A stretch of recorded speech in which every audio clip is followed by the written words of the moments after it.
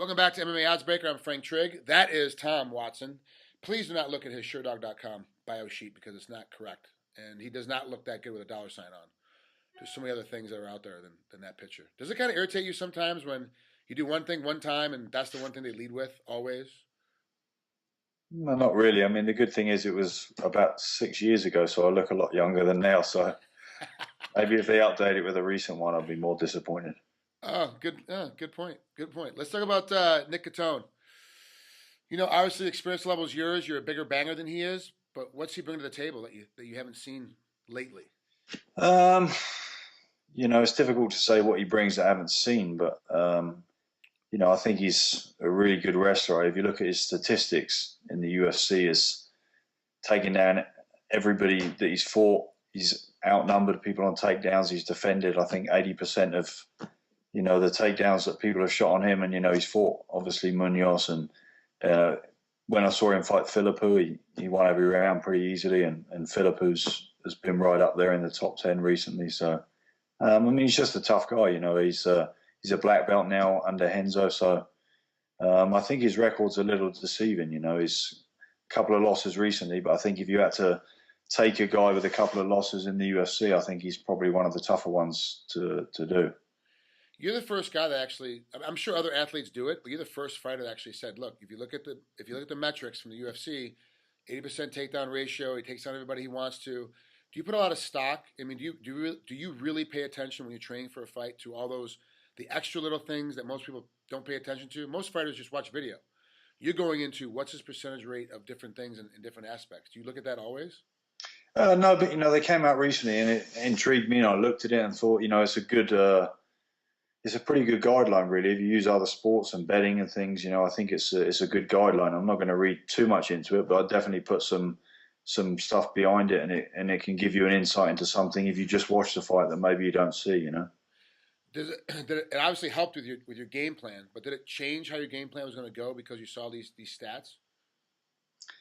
Not so much with his wrestling, but I think with his strikes, I can see he's probably a little more active, but they can be deceiving, because a lot of the strikes are on the ground and significant strikes. It depends on someone's, a judge's opinion on what a significant strike is. But definitely, I think for how someone controls an octagon and how somebody pushes a fight, you can see round statistics and different stuff. Now, did you get these stats from the UFC website, or did you get it from Fightmetrics, the new book that just came out?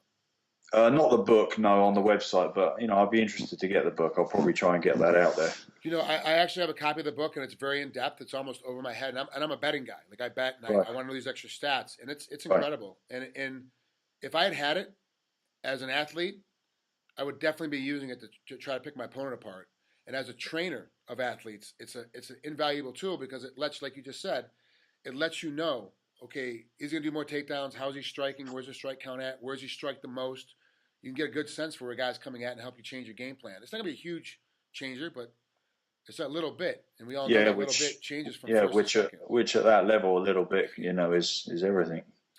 So how are you liking California? Are you used to the winter now? It's been cold over there for like the last 3 days. It's been freezing. No, it's like 80 out here. But, the fight's in the snow. Yeah. I've forgotten what England rain looks like. But, just a good environment, good training. And just where I am in California is, super healthy, I think. I've always been good with my diet, but now is really phenomenal how I feel just from what I eat and how I live, it's just improved my health. It is a lot easier to get healthy food in Southern California. Like most places, most restaurants start with a healthier diet to begin with, as opposed to Vegas or Chicago or right. Dallas. It's going to be horrible to try and get healthy food, but Southern California is really easy. Did that actually help? I mean, you said you've always been good with your diet, but did it really help with your overall game plan of, well, it's a lot easier to shop, it's a lot easier to eat out, it's a lot easier to hang out with friends, I don't have to worry about where they're going, I can always find something to eat. Does it help with your mental status too, knowing that the food is so much easier to get a hold of?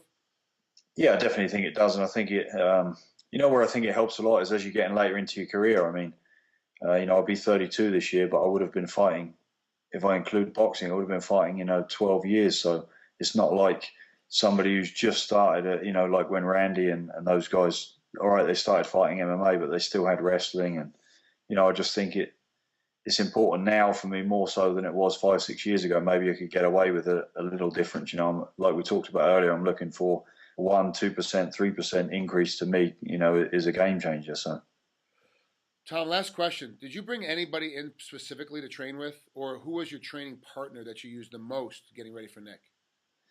No, you know, I didn't bring anybody. You know, I was going to bring a guy from the Olympic Training Center, but, you know, really I've worked a lot with Mark almost every day. I mean, Mark fought him, you know, going back probably 2 years ago.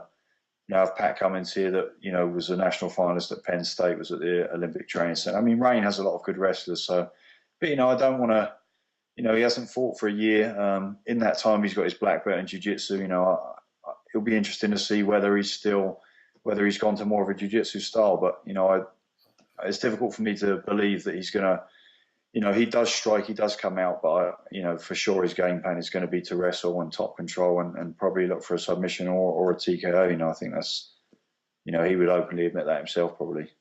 Yeah, it's pretty much, if you watch tape on him, that's just what he does. That's how he is. Even with the year layoff, you can't change the soul of a man. And he's a wrestler in his soul, so that's what he's going to do is wrestle. That's just how it goes. You're a boxer at your soul. That's what you're going to do when you get cracked and things start to fall apart. You're going to hit him. That's just what you're going to do. Right.